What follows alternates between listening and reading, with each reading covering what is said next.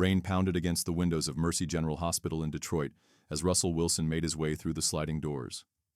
No cameras followed him, no PR team scripted his movements. He wore a simple navy jacket, jeans, and a baseball cap pulled low, as close to anonymous as a Super Bowl champion quarterback could manage these days.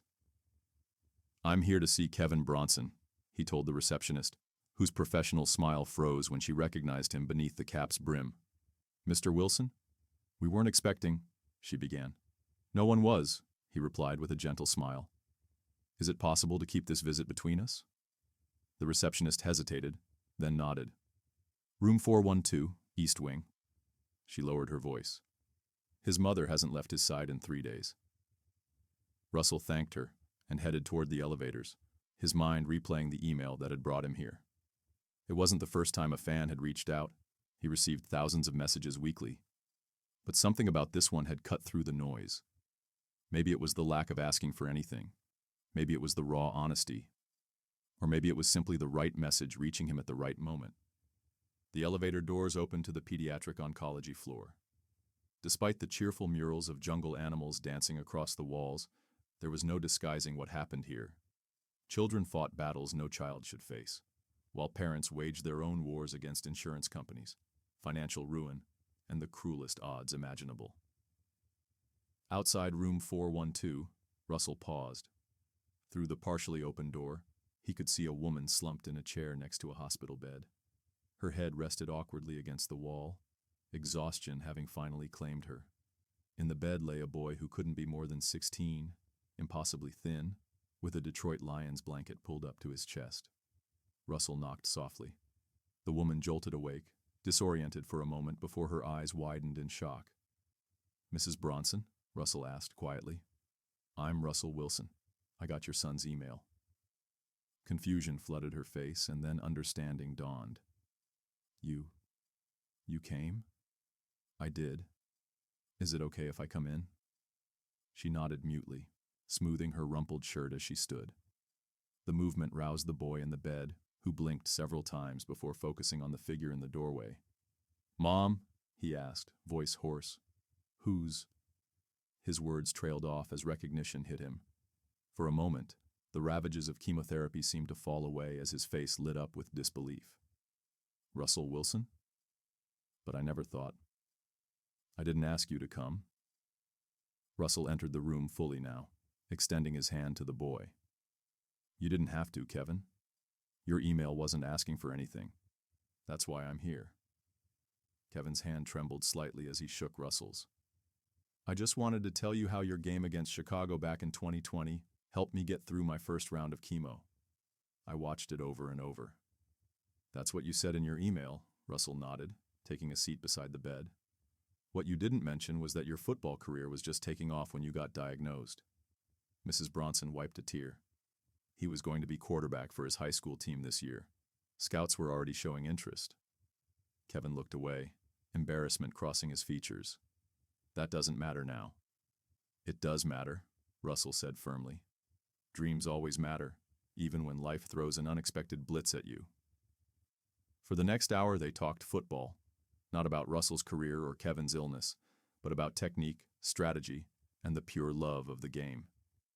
Kevin's knowledge was impressive. He understood coverages and progressions better than many college players Russell had met. As their conversation continued, Russell noticed the worn notebook on Kevin's bedside table, filled with diagrams and plays. "You design your plays?" Russell asked, paging through the notebook with Kevin's permission.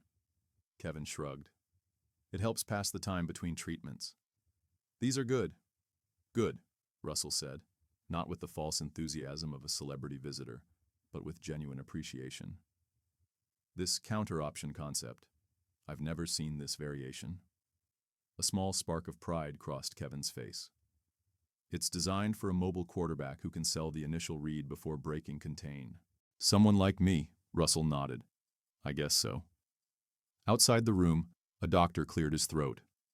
"Mrs. Bronson, a moment to discuss tomorrow's procedure?" As Kevin's mother stepped outside, an awkward silence filled the room. Kevin finally broke it. "You know, you don't have to pretend my plays are good just because I'm sick." Russell raised an eyebrow.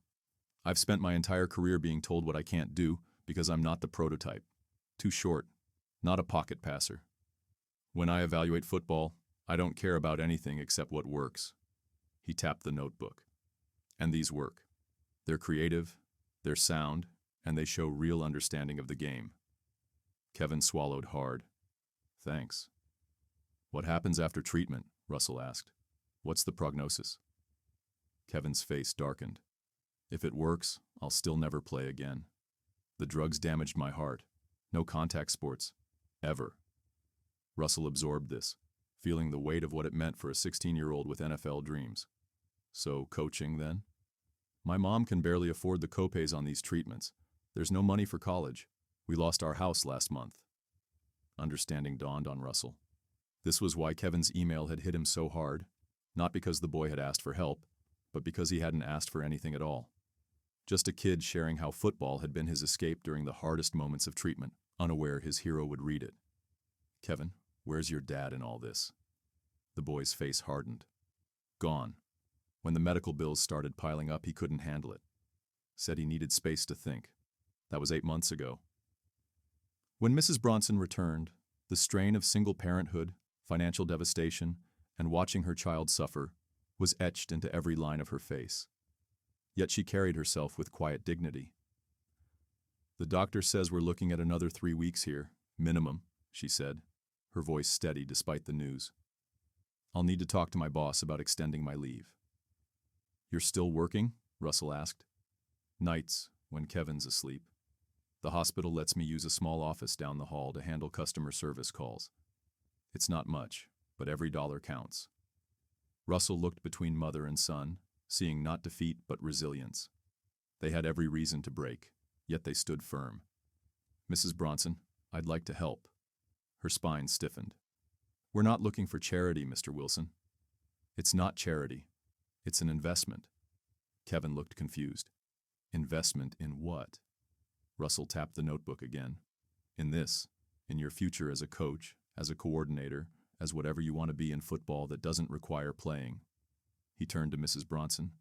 I have a foundation. We help families navigate medical crises, but we also create pathways for kids who want careers in sports beyond playing.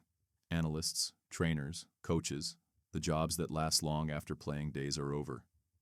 Kevin's mother shook her head. That's very kind. But, Mom, Kevin interrupted, a strange intensity in his voice. Can I talk to Mr. Wilson alone for a minute? After she reluctantly stepped out, Kevin turned to Russell. Why are you here? Thousands of kids must email you. Russell considered this.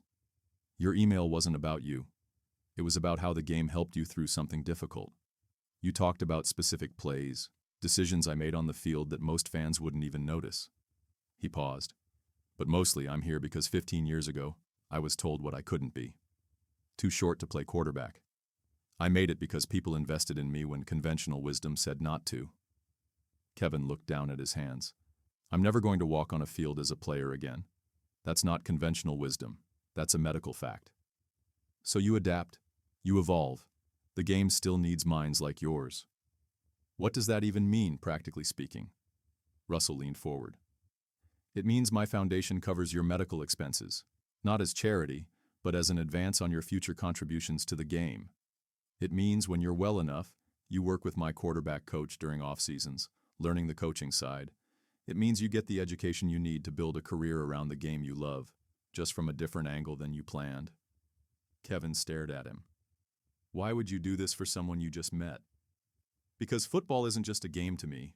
It's a vehicle for change, for opportunity. Because your mind understands this game in ways that can't be taught. He gestured to the notebook. And because sometimes the most valuable player on the field isn't the one throwing the touchdown, but the one who designed the play that made it possible. For the first time since Russell had entered the room, Kevin smiled, a real smile that reached his eyes. My mom won't accept this easily.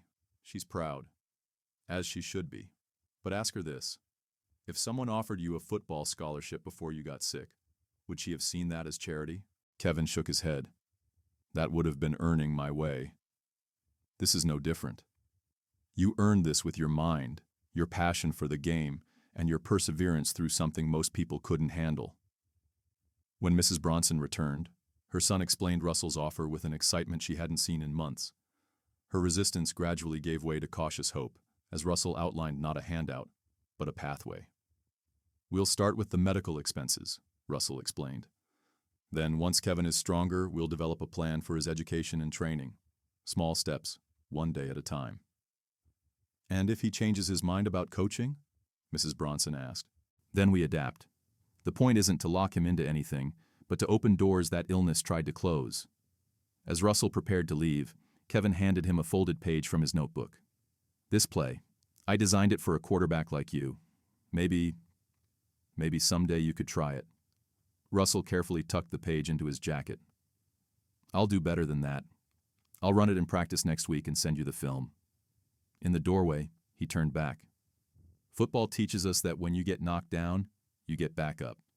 But the greater lesson is that sometimes you get back up to play a different position than the one you started with." Kevin nodded, understanding dawning in his eyes. "A different position, but still in the game." "Always in the game," Russell agreed. 3 months later, Russell's private jet touched down in Detroit. This time, he wasn't heading to the hospital. Kevin had completed his treatment and was home, regaining strength day by day.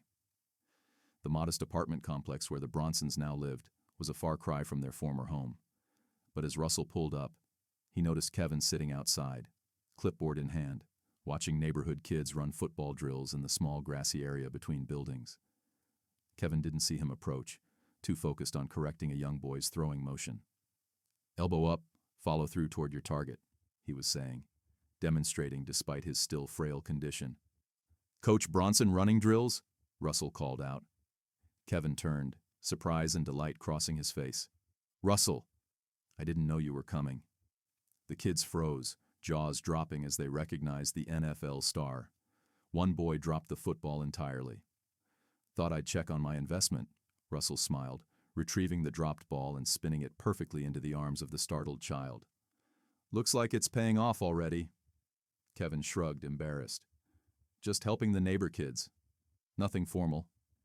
Coaching is coaching. You start where you are." Russell gestured to the clipboard. "New plays?" "Some ideas. I've been studying film from your games, looking at how defenses adjust to mobile quarterbacks." Mrs. Bronson appeared at the apartment door, looking remarkably more rested than when Russell had last seen her.